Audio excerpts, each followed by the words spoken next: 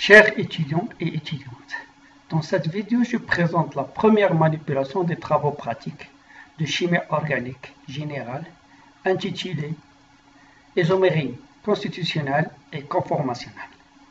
L'isomérie constitutionnelle est due à la différence de la connectivité des atomes dans la structure molécule de chaque isomère. L'isomérie conformationnelle fait partie de la stéréoisomérie. Il est dû à la différence de la répartition dans l'espace des atomes de chaque conformère. L'utilisation des modèles moléculaires, modèles éclatés ou modèles bâtonnets, permet à l'étudiant de mieux visualiser les formes géométriques des molécules organiques,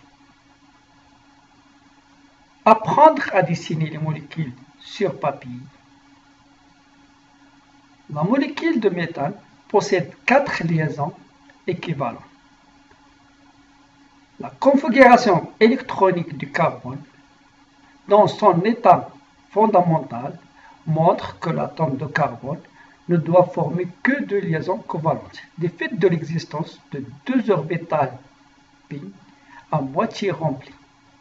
Même l'état excité ne permet pas d'expliquer la structure du méthane. Une manière de répondre au problème de l'existence et de la géométrie de ce type de molécules est l'hybridation des orbitales atomiques. Qu'est-ce que c'est l'hybridation? L'hybridation des orbitales atomiques est le mélange ou la combinaison des orbitales atomiques d'un atome appartenant à la même couche électronique, de manière à former de nouvelles orbitales qui permettent de mieux décrire quantitativement les liaisons entre les atomes. Une orbitale atomique donne une orbitale hybride. Il existe 3 types d'orbitales atomiques hybrides pour une couche de valence, ns, np. L'hybridation sp3, c'est le mélange d'une orbitale atomique s avec 3 orbitales atomiques p qui donne 4 orbitales atomiques hybrides sp3 qui pointent vers le sommet d'un tétraèdre. L'hybridation sp2, c'est la combinaison d'une orbitale atomique s et 2 orbitales atomiques p conduit à 3 orbitales atomiques hybrides sp2 qui pointent vers le sommet d'un triangle équilatéral. L'hybridation sp, c'est la combinaison entre une orbitale atomique s et une orbitale atomique p conduit à 2 orbitales atomiques hybrides identiques sp, formant entre eux un angle de 180. À l'aide des modèles moléculaires, on va construire la molécule du méthane. Un carbone hybridé sp3 lié par des liaisons sigma à 4 hydrogènes. La molécule de méthane, 2 carbones hybridés sp3 liés entre eux par une liaison sigma. Chaque carbone est lié à 3 hydrogènes par des liaisons sigma. La molécule de l'éthylène, 2 carbones hybridés sp2 liés entre eux par une double liaison formée d'une liaison sigma et une liaison p. Les 2 carbones sont liés à 2 hydrogènes par des liaisons sigma. La molécule de l'acétylène, 2 carbones hybridés sp2 liés par une triple liaison qui est une liaison sigma et 2 liaisons pi et liés à 2 hydrogènes par des liaisons sigma. Selon ces données, vous allez comparer les molécules au niveau de l'hybridation des atomes de carbone, l'angle de liaison, la géométrie et la possibilité de rotation de la liaison C1-C2 pour les trois molécules, l'éthane, l'éthylène et l'acétylène. L'isomérie de constitution. Dans ce type d'isomérie, les molécules ont la même formule brute, mais elles ont une formule semi-développée différente. Il existe trois types d'isomérie de constitution. L'isomérie de position, le groupement en positions différentes. L'isomérie de fonction, groupement en fonctions différents. Et l'isomérie de chaîne, la chaîne peut être différente par ses ramifications.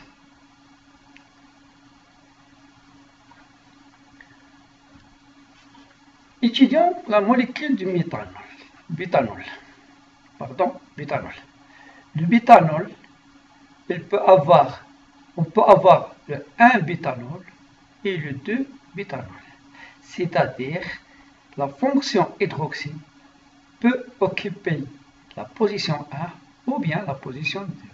Ce sont deux isomères de position. Le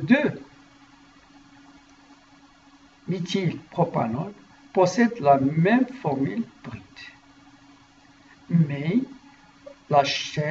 une chaîne différente par rapport au butanol 1 et butanol 2. Ce sont des isomères de chaîne. Les diéthyléthers possèdent aussi la même formule brute, mais la fonction différente. Une fonction éther, et là vous avez une fonction alcool. Ce sont des isomères de fonction. Les isomères, on va s'intéresser aux isomères de constitution acyclique de formule brute C4H8O.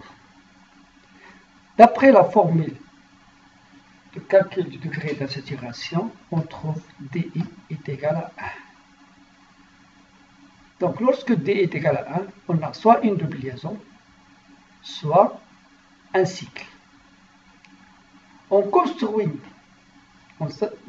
toutes les isomères acycliques de fonctions possibles de la formule brute C4H8O. La présence d'un atome d'oxygène dans cette formule brute donne deux possibilités d'avoir une double liaison. Une double liaison carbone-carbone éthylénique, ou bien une double liaison carbone-oxygène, donc un carbonyle.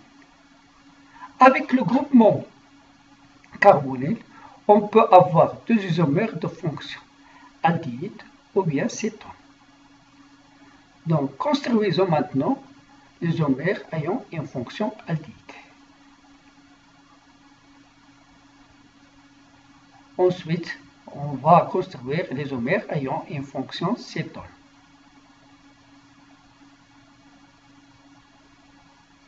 Avec le groupement éthylénique, on peut avoir deux isomères de fonction, éther et alcool.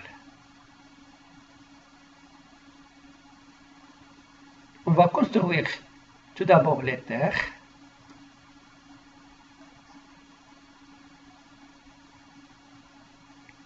Et après, c'est le rôle de l'alcool. Cherchons maintenant les isomères de chaîne ayant une fonction aldéhyde. Donc, c'est le premier isomère et le deuxième isomère. C'est le butanol et le 2-méthylpropanol. Le butanal, pardon, et le 2-méthylpropanol. Construisons maintenant les isomères de position ayant une fonction énol. La fonction énol, c'est une double liaison c'est une fonction éthylénique avec l'un des substituants en groupement hydroxy.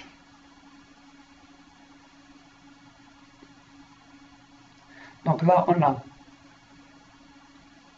le 2 énol et là, on a le 1 énol. La stéréoisomère de conformation. La libre rotation autour des simples liaisons CC permet d'envisager une infinité de formes, appelées conformations pour une molécule. Certaines formes sont-ils plus stables que d'autres? Dans le cas de l'éthane, deux conformations sont remarquables. La conformation éclipsée et la conformation décalée. Donc, dans la conformation éclipsée, les deux hydrogènes sont dans le même plan, et dans la conformation éclipsée, les deux hydrogènes sont décalés par un angle θ est égal à 60. La représentation de Cram, on a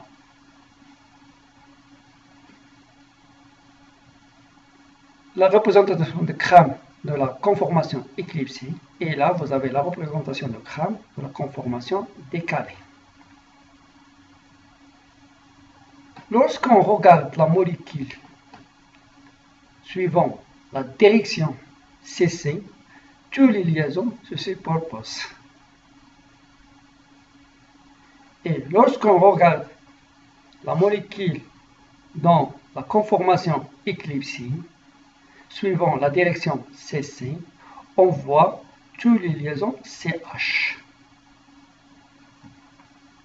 Donc, cette vue en face permet facilement de passer à la représentation de Newman.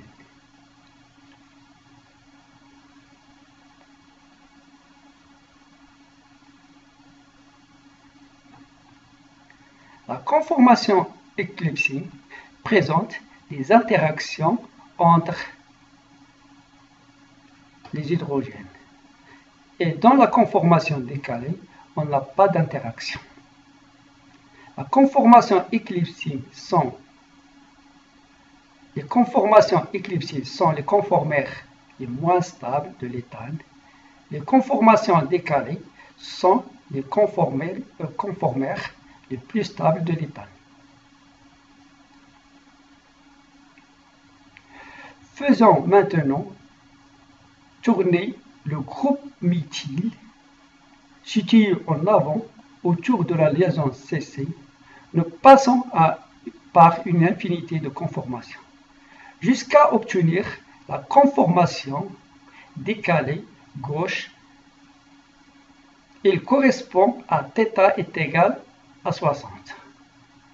On peut alors présenter les variations de l'énergie potentielle en fonction de θ, l'angle de torsion. On obtient la courbe d'analyse conformationnelle.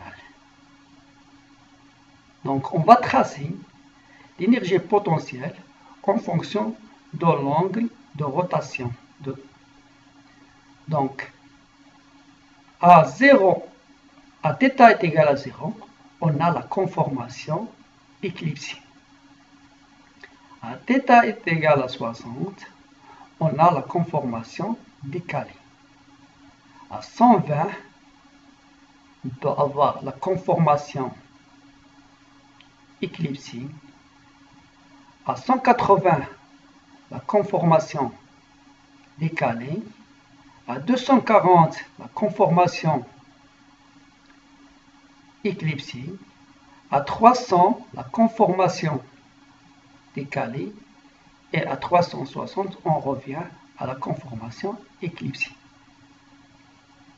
La flèche bleue indique le sens de rotation.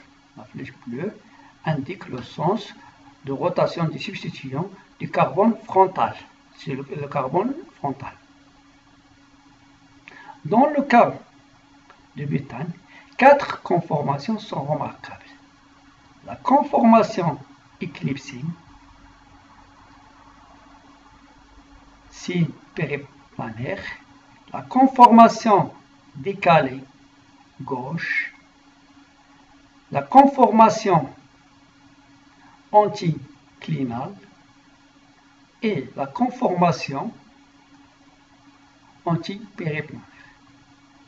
Représentant ces différentes molécules par leur représentation de Gram et de Newman.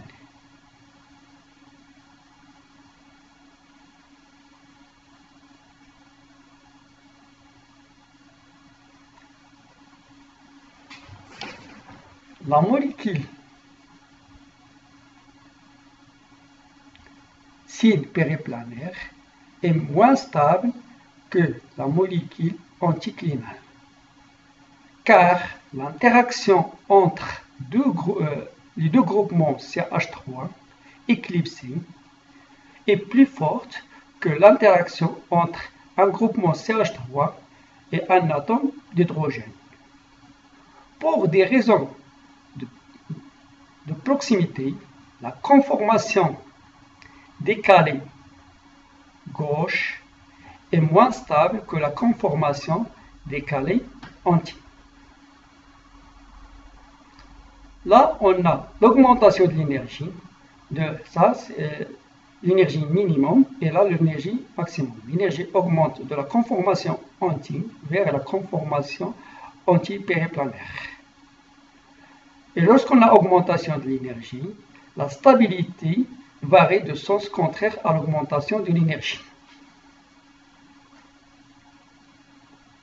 Le diagramme d'énergie potentielle de la molécule de bétane en fonction de l'angle de rotation θ autour de la liaison C2-C3. Donc, on a la conformation SIN périplanaire. Lorsqu'on tourne de 60 degrés, on obtient la conformation gauche. Et après 60 degrés, on obtient la conformation anticlinale. 60 degrés. À 120, on obtient 180, on obtient le périplanaire. À 240, on obtient l'anticlinal.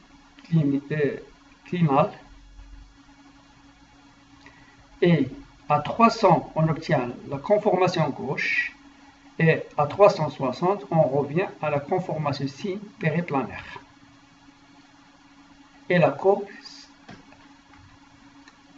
Donc là, vous avez la conformation moins stable, qui a la valeur élevée de l'énergie, qui possède une énergie, une valeur supérieure de l'énergie. Et là, vous avez la conformation la plus stable, qui possède le minimum d'énergie. Étude de conformation du cyclohexane. Le cyclohexane existe sous deux conformations. La conformation chaise et la conformation bâton.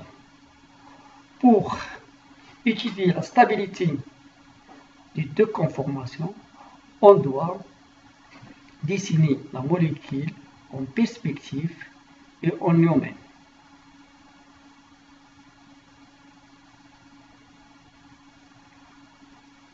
Donc, pour dessiner la molécule en Newman, on choisit deux axes, C1, C2 et C5, C4. Et on trace les molécules. Donc, dans la conformation chaise, tous les atomes d'hydrogène sont décalés. Dans la conformation bateau, tous les atomes d'hydrogène sont éclipsés. L'existence d'interactions entre les atomes de l'hydrogène augmente l'énergie de la conformation des bateaux et diminue la stabilité. La stabilité de la conformation chaise est due à l'absence d'interaction entre les atomes d'hydrogène.